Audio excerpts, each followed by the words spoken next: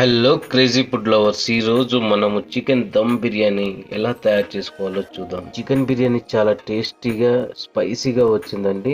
Hotel కంటే మనం మంచి క్వాలిటీతో తయారు చేసుకొని మన ఫుడ్ మనమే తినొచ్చు అనమాట. మీరు ఎక్కడ స్కిప్ చేయకుండా ఈ వీడియోని చూడండి. ఈ వీడియోని మీరు స్కిప్ చేయకుండా చూస్తే ఇందులో బిర్యానీ ఎలా ఉందో అలానే మీ ఇంట్లో కూడా మీరు తయారు చేసుకొని తినవచ్చు. వెల్కమ్ టు మన ఇంటి kitchen channel. Please subscribe for more videos. పక్కనే ఉన్న గంట సింబల్ ని నొక్కడం ద్వారా మా వీడియోస్ నేరుగా మీ ఛానల్లోకి రావడం జరుగుతుంది. ఇంకెందుకు ఆలస్యం, వీడియోలోకి వెళ్దాం పదండి. మీరు ఇక్కడ చూస్తున్నారు కదా, చికెన్ ముక్కల్ని నేను వాటర్ లో నానబెట్టాను. ఈ వాటర్ లో రిపడ ఉప్పు వేసుకొని ఒక 3 hours ఈ చికెన్ ముక్కల్ని మనము నానబెట్టాలన్నమాట. ఈ లెగ్ పీసెస్ నానబెట్టడం ద్వారా ఏమవుతుందంటే ఈ ఉప్పు నీళ్లు చికెన్ లో ఉన్న నీరంతా ఫస్ట్ గుంజేస్తుంది అనమాట. గంట తర్వాత ఇక చికెన్ ఊకుంటదా, ఆ నీరంతా గుంజేస్తావా బిడ్డ అని చెప్పేసి మళ్ళీ దాన్ని అది గుంజుకోవడం స్టార్ట్ చేస్తుంది అనమాట. అట్లా గుంజుకున్న తర్వాత 2 గంటల తర్వాత ఏమవుతుందంటే చికెన్ అనేది చాలా సాఫ్ట్ గా తయారవుతుంది.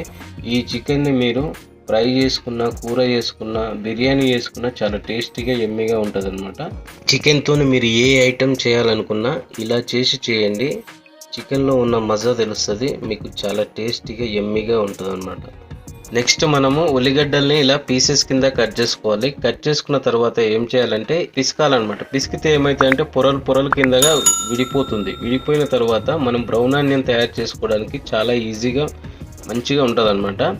ఈ ఆనియన్స్ని ఫ్రై చేసుకున్న తర్వాత దీని కింద ఉన్న ఆయిల్ అనేది చాలా అరోమాటిక్ స్మెల్ ఉంటుంది అనమాట. ఈ బిర్యానీకి నీకు నెయ్యి కూడా పనిచేయదు అనమాట. దీని కింద చాలా టేస్టీగా ఉంటుంది ఈ ఆయిల్. ఈ ఆయిల్ని మనం పక్కకు పెట్టుకోవాలి. ఈ బిర్యానీకి ఈ ఆయిలే మెయిన్ అనమాట. నెక్స్ట్ మనము A1 క్వాలిటీ బిర్యానీ రైస్ తీసుకోవాలండి. మనము వారానికి ఒకసారో నెలకు ఒకసారో చేసుకుంటాం బిర్యానీ. అలాంటప్పుడు బిర్యానీ మంచిగా రావడానికి ఇంకో 10 రూపాయలు ఇంకో 20 రూపాయలు ఎక్కువ పెట్టైనా సరే మంచి A1 క్వాలిటీ బిర్యానీ రైస్ తీసుకోండి.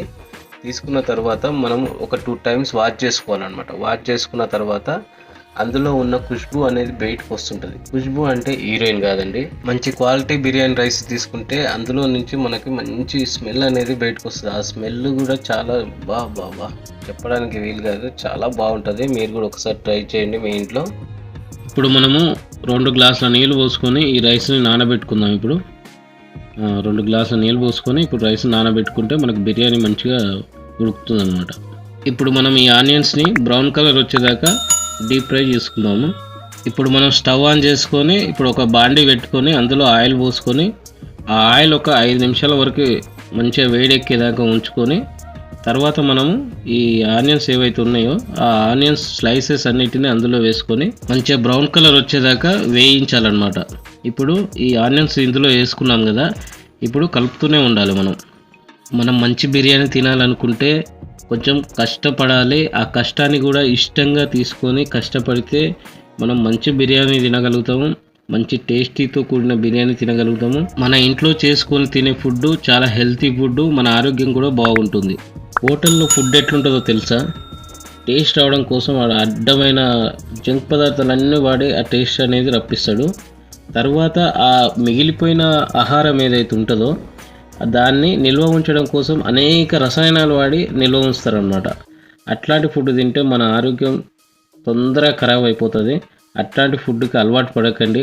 దయచేసి కొంచెం టైం కేటాయించి మంచి ఫుడ్ ఇంట్లోనే ప్రిపేర్ చేసుకొని తింటే మనకి హెల్తీ లైఫ్ ఉంటుంది అనమాట. ఇప్పుడు మీరు చూస్తున్నారు కదా, ఇక్కడ బ్రౌన్ ఆనియన్స్ అనేవి రెడీ అయిపోయినాయి. ఈ బ్రౌన్ ఆనియన్స్ అన్నిటినీ ఒక బౌల్లోకి తీసుకుంటున్నాను. ఈ బౌల్లోకి తీసుకోవడం వల్ల ఏమవుతుందంటే ఈ ఆనియన్స్లో ఉన్న ఏమన్నా ఆయిల్ ఉంటే అది కిందికి వచ్చేస్తుంది అనమాట. కిందికి వచ్చేసి ఈ ఆనియన్స్ అన్నీ మనకి మంచిగా ఒట్టిగా అంటే క్రిస్పీగా తయారవుతాయి అన్నమాట. బిర్యానీకి మెయిన్ టేస్ట్ రావడం కోసం వేసే పదార్థం ఏదైనా ఉందంటే ఈ బ్రౌన్ ఆనియన్సే. ఈ బ్రౌన్ ఆనియన్స్ లేకపోతే బిర్యానీ చేయడం చాలా కష్టము. బిర్యానీ అనేది టేస్ట్ ఉండదన్నమాట. ఈ ఆనియన్స్ ఫ్రై చేసిన తర్వాత వచ్చిన ఆయిల్ని పక్కకు పెట్టేసుకున్నాను. నెక్స్ట్ మనం ఏం చేద్దామంటే ఇప్పుడు ఇంతసేపు వాటర్లో నానబెట్టుకున్న ఈ ముక్కలు ఇప్పుడు సాఫ్ట్గా తయారయ్యాయి. ఈ వాటర్ అంతా పీల్చుకొని ముక్క కూడా గట్టిగా సాఫ్ట్గా తయారైంది. ఈ ముక్కల్ని మనము బౌల్లోకి తీసుకొని మంచిగా మ్యారినేట్ చేసుకోవాలి. ఇప్పుడు మనం కారం వేసుకొని, ఉప్పు వేసుకొని, అల్లం వెల్లిగడ్డ పేస్ట్ వేసుకొని మంచిగా ముక్కకి పట్టేలాగా మంచిగా కలుపుకోవాలన్నమాట. ఏ రెసిపీకైనా మన ఆరోగ్యానికైనా ఈ 3 ఇంగ్రీడియంట్స్ చాలా ముఖ్యము. ఇందులో మొదటిది కారము. ఈ కారం ఏం చేస్తుందంటే మన నరాలన్నిటినీ చురుగ్గా పనిచేసేలాగా ఉపయోగపడుతుంది. నెక్స్ట్ ఉప్పు అనేది మన బీపీని కంట్రోల్ చేస్తుంది. నెక్స్ట్ అల్లం వెల్లిగడ్డ పేస్ట్. అల్లం వెల్లిగడ్డ ఏం చేస్తుందంటే మన రక్తాన్ని శుభ్రం చేస్తుంది, మన మెదడుని చురుగ్గా పనిచేసేలాగా ఉపయోగపడుతుంది. నెక్స్ట్ మన కాలేయానికి కూడా చాలా మంచిది. కలుపుకున్న తర్వాత ఇప్పుడు మనము పచ్చిమిర్చి, మసాలా పొడి, ధనియాల పొడి, ఇంకా మన కొత్తిమీర, పుదీనా, కరివేపాకు ఇప్పుడు ఇవన్నీ వేసుకొని కలుపుకుంటున్నాము. గట్టిగా కలపండి. కలిపితే ఏమవుతుందంటే పుదీనా, కొత్తిమీర, కరివేపాకు, పచ్చిమిర్చిలో ఉన్న రసం అనేది బయటకు వచ్చి ముక్కకు పడుతుంది. ఇవన్నీ బయటికి రావడం వల్ల మనకు స్మెల్ కూడా బాగా వస్తుందండి. ఇప్పుడు స్మెల్ చాలా బాగుంది. ఇవి వేసుకున్నాక ఒక 2 నిమిషాల వరకు గట్టిగా కలుపుతూనే ఉండాలి. ఇప్పుడు పసుపు, ఇంతకుముందు ఆనియన్స్ని ఫ్రై చేసినాం కదా, ఆ ఆయిల్ పోసుకొని కలుపుదాము. ఇప్పుడు ఈ ఆనియన్స్ యొక్క ఆయిల్ పోస్తే మనకి స్మెల్ అనేది ఇంకా సూపర్గా వస్తుంది. ఇప్పుడు కలుపుకుంటున్నాం మనము. స్మెల్ మాత్రం సూపర్ వస్తుందండి, చాలా బాగుంది. చూస్తుంటేనే అసలు మైండ్ బ్లోయింగ్ ఉంది. ఇప్పుడు బిర్యానీ రెడీ కాగానే ఇంకెంత బాగుంటుందో తెలియదు, కానీ ఇప్పుడైతే చాలా బాగుంది. ఇప్పుడు కొంచెం పెరుగు మీదంగా వేసుకొని పెట్టుకుందాము. పెరుగు మీదంగా వేసుకొని మ్యారినేట్ చేసుకుందాం. మళ్ళీ ప్రతి ముక్క మీదంగా ఈ పెరుగు అనేది వేసుకున్న తర్వాత ఈ బ్రౌన్ ఆనియన్స్ ఉన్నాయి కదా మనం ముందుగానే, ఈ బ్రౌన్ ఆనియన్స్ అన్నిటిని మీదంగా వేసుకొని మళ్ళీ ఒకసారి కలుపుకుందాం. బ్రౌన్ ఆనియన్స్ వేసినాం. ఇప్పుడు మంచిగా కలుపుకుందాం అనమాట. కలుపుకుంటే మనకి స్మెల్ కూడా సూపర్గా ఉంటుంది. బిర్యానీ అనేది చాలా టేస్టీగా వస్తుంది. ఆల్రెడీ ఇలా చూస్తుంటేనే ఇప్పుడే తినేయాలనిపిస్తుంది పట్టుకొని. చాలా బాగుందనమాట, చాలా టేస్టీగా ఉంటుంది. మీరు ట్రై చేయండి. మీ ఇంట్లో కూడా మీరు ట్రై చేసిన తర్వాత, టేస్ట్ చేసిన తర్వాత ఎలా ఉందో నాకు కామెంట్లో పెట్టండి. ఇది ఇప్పుడు కలిపి పెట్టినాం కాబట్టి ఒక 20 మినిట్స్ పక్కకు పెట్టుకుందాము. మనం స్టవ్ ఆన్ చేసుకొని ఒక బౌల్లో వాటర్ తీసుకొని నేను పెట్టాను. ఇందులో ఉప్పు వేసుకొని కలుపుకుంటాను. ఇప్పుడు ఈ వాటర్ ఎలా ఉండాలంటే సముద్రపు వాటర్ లాగా ఉండాలి. సముద్రపు వాటర్ ఎలా ఉంటాయి, ఉప్పుగా ఉంటాయి కదా, అలా ఉండాలన్నమాట. ఎందుకంటే ఈ వాటర్లో వేసిన రైసు 70% మాత్రమే ఉడుకుతుంది. ఆ 70% ఉడికిన తర్వాత కొంచెం ఉప్పు మాత్రమే రైస్కి పడుతుంది, మిగతా ఉప్పు మొత్తం నీళ్ళలోనే ఉండిపోతుంది. కాబట్టి మనము ఈ ఉప్పు తయారు చేసుకోవాలి. ఈ నీళ్ళు బాగా మరిగిన తర్వాత మనం కొంచెం సాజీరా వేసుకుందాం. ఇప్పుడు సాజీరా వేసుకొని మంచిగా మరిగిన తర్వాత ఇప్పుడు మనం ముందుగానే 20 నిమిషాల ముందు నానబెట్టిన రైస్ ఏదైతుందో ఆ రైస్ని ఇప్పుడు ఇందులో వేసుకుందాము. ఈ రైస్ ఇప్పుడు ఇందులో వేసి మనం ఒక 70% వరకే ఉడికించాలి. 70% ఉడికిందని మనకు ఎలా తెలుస్తుందని మీరు అడగవచ్చు నాకు. నేను అది కూడా చెప్తాను, మీరు చూడండి. ఇప్పుడు చిన్న స్పూన్తోనే కలపండి. పెద్ద స్పూన్తో కలిపితే ఏమవుతుందంటే ఇంతసేపు నానబెట్టిన రైస్ ఏమవుతుందంటే ఇరిగిపోయే ఛాన్సెస్ ఉంటుంది ఉడికి నీళ్ళల్లో వేయగానే. అట్లని చెప్పేసి నేను చిన్న స్పూన్తోనే కలుపుతున్నాను. ఇలా చిన్న స్పూన్తో కలిపిన తర్వాత కొంచెం ఆనియన్స్ మనం ఫ్రై చేసిన ఆయిల్ ఉంది కదా, అది వేసుకుందాం. ఫ్లేవర్ కోసం మంచి అరోమా స్మెల్ వస్తుందన్నమాట, బాగుంటుంది. ఇప్పుడు చూడండి, మీరు చూస్తున్నారు. ఒక్కసారి అలా కలుపుకున్నాను. కలుపుకున్న తర్వాత మీరు చూస్తున్నారు కదా, రైస్ ఆల్మోస్ట్ ఒక 50-60% ఉడికింది. ఇరిగిపోతుంది, మెత్తగా కావట్లేదు. మనం రైస్ని ఇట్లా అన్నప్పుడు మధ్యలోకి ఇరుగుతుంది, అంటే ఆల్మోస్ట్ ఉడికింది అనమాట. ఇప్పుడు 70% ఉడికింది ఈ రైస్. ఈ రైస్ని ఏం చేయాలంటే మనం పొరలు కింద ఇప్పుడు మ్యారినేట్ చేసుకున్న చికెన్ ఏదైతుందో అందులో వేసుకోవాలన్నమాట. ఇప్పుడు ఈ ఇంగ్రీడియంట్స్ చూస్తున్నారు కదా, ఇందులో జాపత్రి ఉంది కదా, ఆ జాపత్రి అనేది చాలా డేంజరు.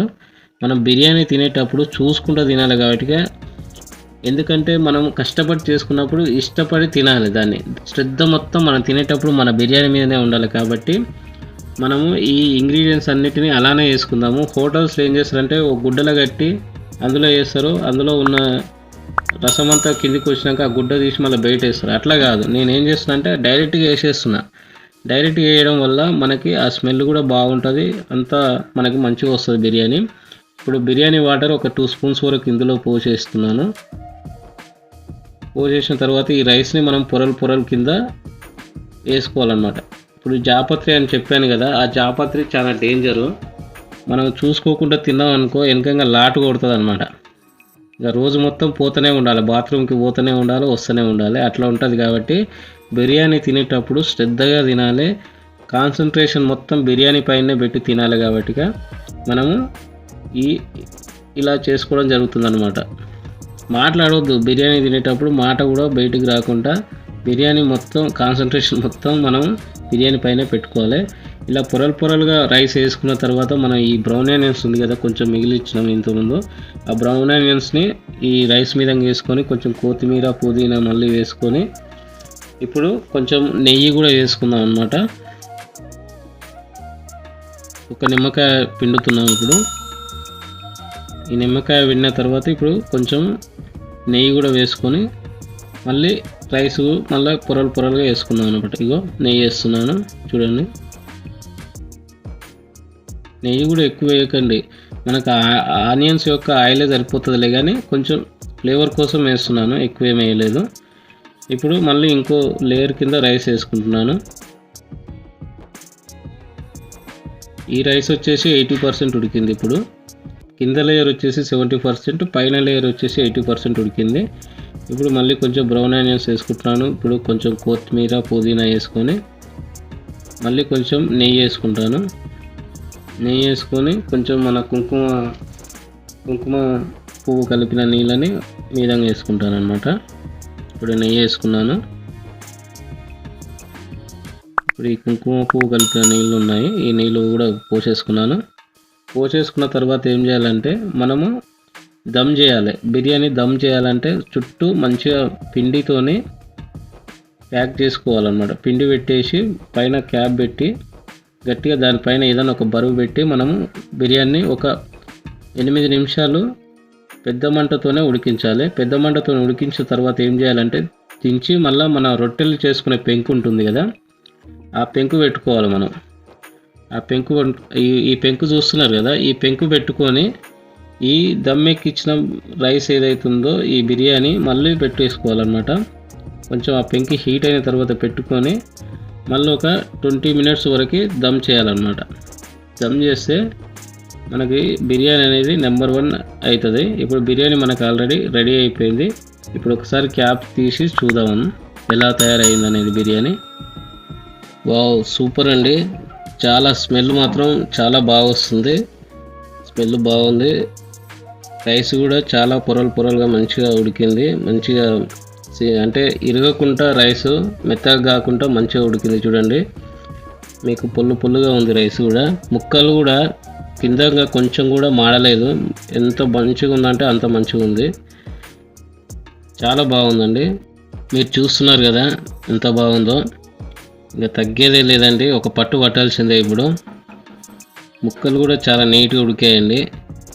ఆ షెగకి నా చేయి కాలుతుంది ఇప్పుడు తీస్తుంటే, బిర్యానీ తీస్తుంటే. అసలు అందుకనే తీయలేకపోతున్నాను, అందుకనే కొంచెం టైం పడుతుంది ముక్కలు బయటికనే లోపు. బా, స్మెల్ మాత్రం సూపర్గా ఉందండి. టేస్ట్ ఎలా ఉందో కూడా చూసి చెప్తాను. వావ్, కాలుతుందండి, చేయి కాలుతుంది. వావ్, సూపర్ అండి. చేయి కాలుతుంది పట్టుకుంటేనే. చాలా బాగుందండి. ముక్క కూడా మంచిగా ఉడికింది, కొంచెం కూడా మాడలేదు కింద కూడా. చాలా బాగుందండి. ఇంకొక పట్టు పట్టాల్సిందండి. చూస్తున్నారు కదా, హోటల్లో కూడా ఇంత మంచిగా చేయరండి. మనం కొంచెం మనసు పెట్టి కష్టపడి చేసుకుంటే మంచిగా వస్తుంది. వారే వా, సూపర్ టేస్ట్ అండి. వావ్, అదిరిపోయిందండి, సూపర్.